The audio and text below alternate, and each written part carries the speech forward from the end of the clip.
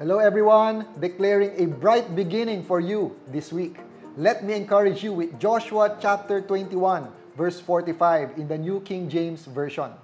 Not a word failed of any good thing which the Lord has spoken to the house of Israel. All came to pass. God is able to prevail and fulfill all of His promises. There is no question about that.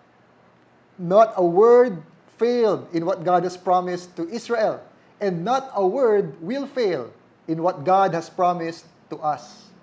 We can trust that God is able to do what He says, because God never fails.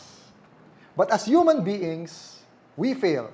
We fail in our exam, we fail in our work, we fail to get promotions, we fail in business or investments, we fail in relationships, we fail in our goals and dreams. All of us, in one way or another, has failed. And that is why I believe the question that we need to answer is, I failed, what should I do? There are good lessons we can learn in Joshua chapter 7, when the Israelites failed, when they were defeated in battle. First is acknowledge it.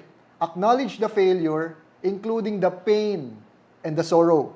Joshua chapter 7 verse 6, Then Joshua tore his clothes and fell to the earth on his face before the ark of the Lord until evening, he and the elders of Israel, and they put dust on their heads. They did not hide their emotions. Instead, they cried out to the Lord. Sometimes when we fail, we hide it, we deny it. But what we really need to do is acknowledge and process it. If we need to cry out to the Lord, that's better than hiding it. And if the failure is caused by our sin, then we must also ask forgiveness and accept the consequences. Acknowledge the failure. Second, begin to start again. Joshua chapter 7 verse 10. So the Lord said to Joshua, Get up, why do you lie thus on your face? After acknowledging the failure, after accepting the consequences, after asking forgiveness for our sins, there is a time to get up. There is a time to stop crying and take action. Do not prolong the negative emotions unnecessarily. Instead, we need to get up and start again. Number 3, choose to know the root cause. God said in Joshua chapter 7 verse 11, Israel has sinned, and they have also transgressed my covenant which I commanded them. This is a hard thing to do. Sometimes we do not want to know.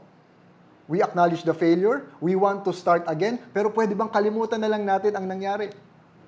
But we need to know so that we can prevent it from happening again. You need to know the root cause so that you will know what the right actions to take. And then lastly, decide to obey God. Joshua chapter 7 verse 16. So Joshua rose early in the morning and brought Israel by their tribes, and the tribe of Judah was taken. Once they learned what the right thing to do is, they decided to obey God. When we fail, we must also decide to obey God. The next chapter is determined by this decision. Each of us will fail. But the good news is, God never fails. Amen? What's important is to know what I should do when I fail. Let us follow these ABCD steps. Acknowledge the failure, begin to start again, choose to know the root cause, and decide to obey God. Remember, God is able to prevail. God bless you. Shine on for Jesus.